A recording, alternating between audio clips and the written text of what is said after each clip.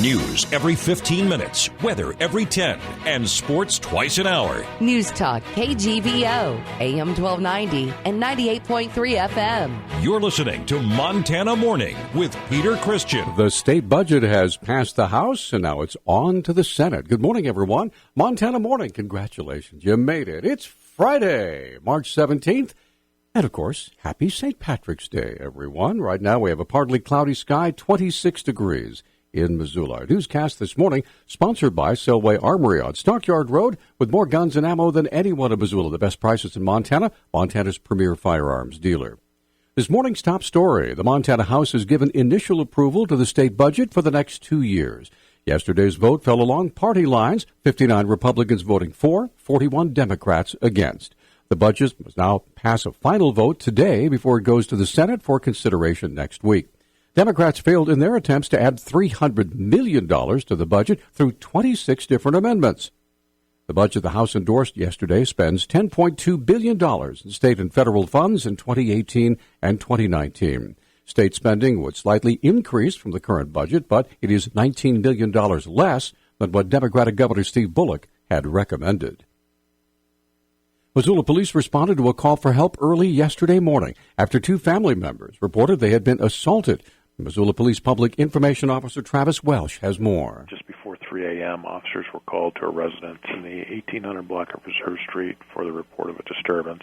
When they arrived, they found two adults and a juvenile who apparently had engaged in a physical confrontation. One of the adults and the juvenile suffered minor injuries as a result. The other adult was taken into custody for partner or family member assault. According to Welsh, minor injuries from scratching and hair pulling were reported by the victims, but the suspect has been convicted of similar charges before. She is identified as Dana Millhouse, and she is 52 years old. And it appears that that person has prior convictions that would make this one a felony. Investigators are still attempting to determine what led to the incident, but it does appear that Millhouse had been drinking before the assault was reported. Montana Senator Steve Daines appeared on our KGVO Talkback program yesterday and made some headlines nationwide for expressing concerns about the American Health Care Act, a bill that its supporters say would start to, quote, repeal and replace, end quote, the Affordable Care Act. According to Daines, his concerns are based on a recently released Congressional Budget Office report on the expected outcomes of the bill. My critique, concerns I shared this past week, look at the fact that premiums are planning to continue to go up, according to the CBO report. That concerned me greatly. It pointed out that they would start to come down after 2020, but I'm pressing the leadership, the chairman of the committees, to say, we got to do better than that. Though he expressed concerns about the American Health Care Act, Daines appears to be much more pessimistic about the Affordable Care Act, describing it as a system in a death spiral that has negatively impacted Montana health insurance rates. If you're a 27-year-old Montanan, you saw a 76% increase in your annual premiums. That's nearly $2,000 a year if you're 27. If you're a family of four, you saw a 122% increase in annual premiums over the last few years. That's an $11,000 a year increase in annual premiums. When asked to comment on the ways the law could be changed to lower insurance rates, Daines recommended removing some of the essential benefit requirements specified in the Affordable Care Act. A 37-year-old man whose body was found outside a Helena Valley home died from a combination of acute alcohol intoxication and hypothermia. Lewis and Clark County Coroner Brian Backerberg said Juan Castillo's blood alcohol concentration was about 0.2% when he collapsed December 31st.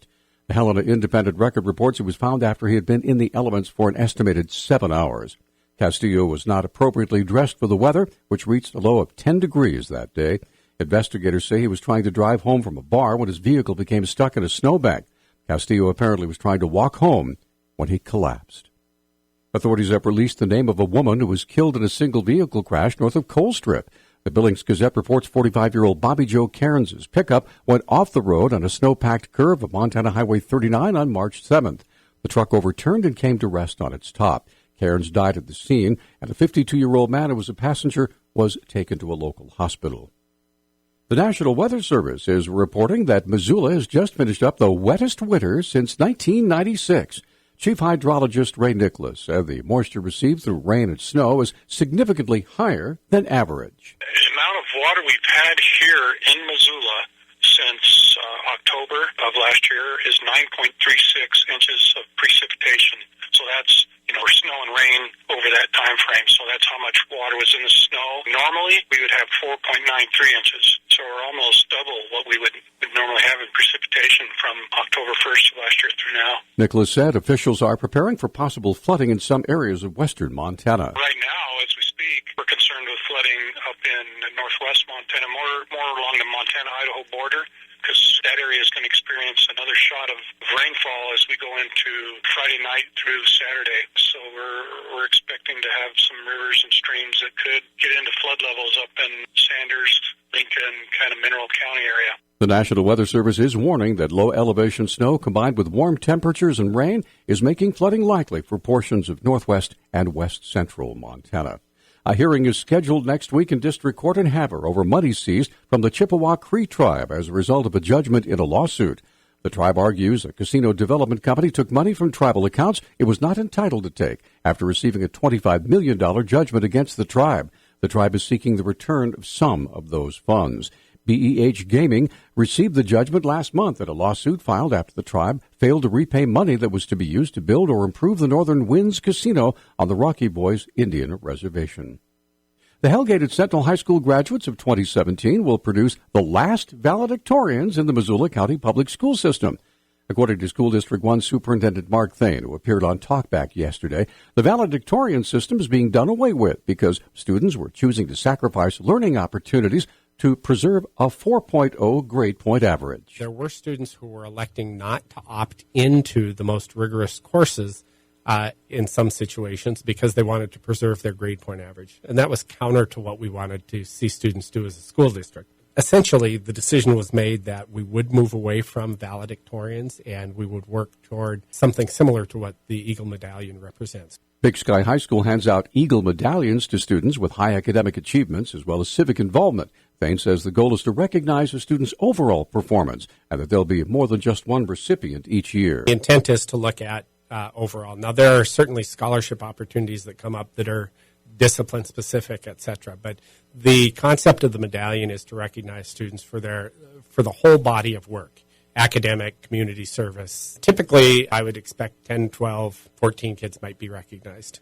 Thain says valedictorian status is relatively low on the list of priorities for universities who are analyzing incoming freshmen. Our News Talk time now is 6:12. News Talk, KGVO. Missoula's official weather station. Low clouds and patchy fog early. Otherwise, look for a mix of sun and clouds today with our high temperatures in the mid-50s. Tonight, a chance of rain with our overnight lows in the upper 30s. Scattered showers possible on Saturday. I'm meteorologist Brooke Foster for KECA 13.